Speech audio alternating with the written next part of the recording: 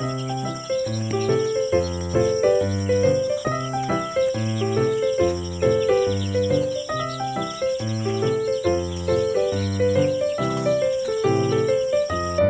magandang gabi po sa inyo mga ka-farmer. Let's go farming na po. 12 days na po yung ating mga alagang sisiw at halos nasa 300 grams na po karamihan sa kanila. Hindi naman po sabay-sabay.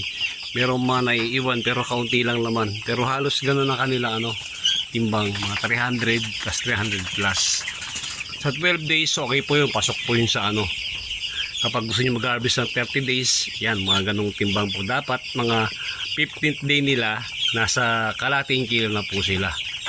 At pagpasok nila ng grower stage, mas malakas o baga, mas mabilis po silang mag-gain ng timbang kada araw.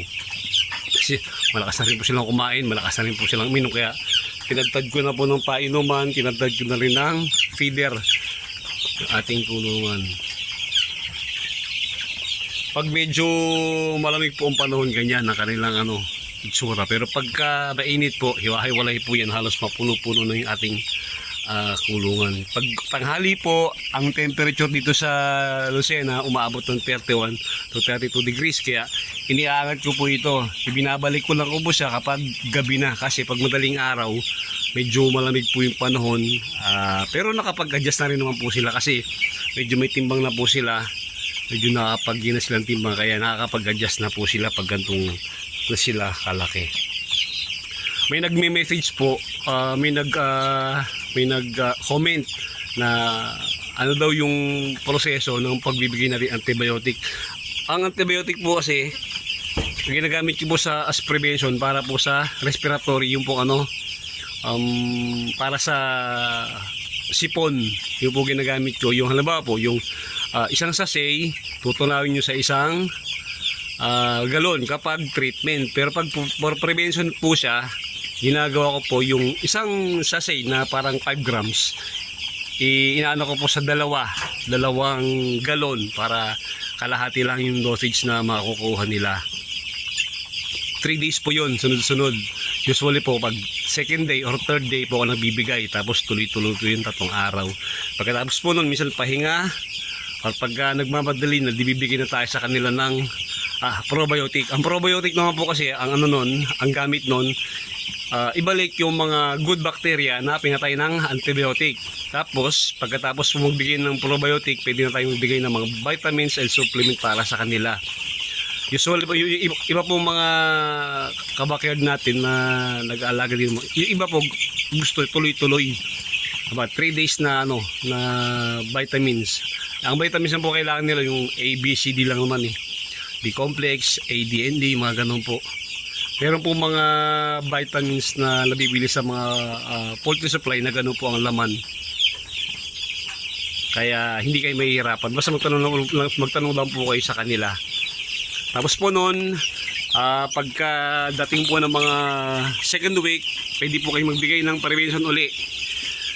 Para naman kasi nung mga nakaraan po, meron ako napansin na parang nalulumpo sila. Meron ako pinagtanungan na na nagmamanage ng poultry. May binibigay din siyang gamot for prevention. Ginagamit ko rin po 'yon. Tapos po, di nawala na yung yung mga nalulumpo. Sabi kasi ng iba yung parang genetic din. Pero sabi niya, yung aking kaibigan, may sakit din po. Sabi niya, di binigyan ko ng prevention. Okay naman po. Hindi naman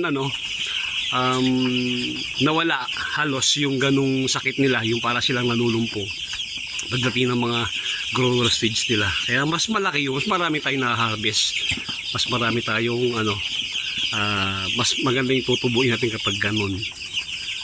Pag ganitong stage mo, palakas na ng palakas ang kain ng mga yan. Pag nagbibigay po ko sa kanila yung kating sako, kaya na po nila ubusin sa maghapon. Pero pag ang mga pagpasok po ng mga 15th day niyan, medyo halos mga isang sako na ang konsumo niya, kaya dapat ready kayo. Sabi ko nga sa inyo, kapag 45 days dapat kumakapal yung laman. Hindi po yung balahibo. Ayan. Ayan, yung muna po mga ka-farmer, maraming salamat po sa inyo. Salamat po sa mga bago nating subscriber. Sana po ay may napupulot kayo sa ating mga ibina-vlog. Kung meron pa kayong mga iba pang mga katanungan, may mga video po tayo dyan nung mga nakaraang cycle natin. Pwede nyo panoorin. Makakapulot din kayo ng mga pamamaraan kung paano ako nag-aalaga. Ito po yung disclaimer, ito po yung mga sinishare ko mga pamamaraan.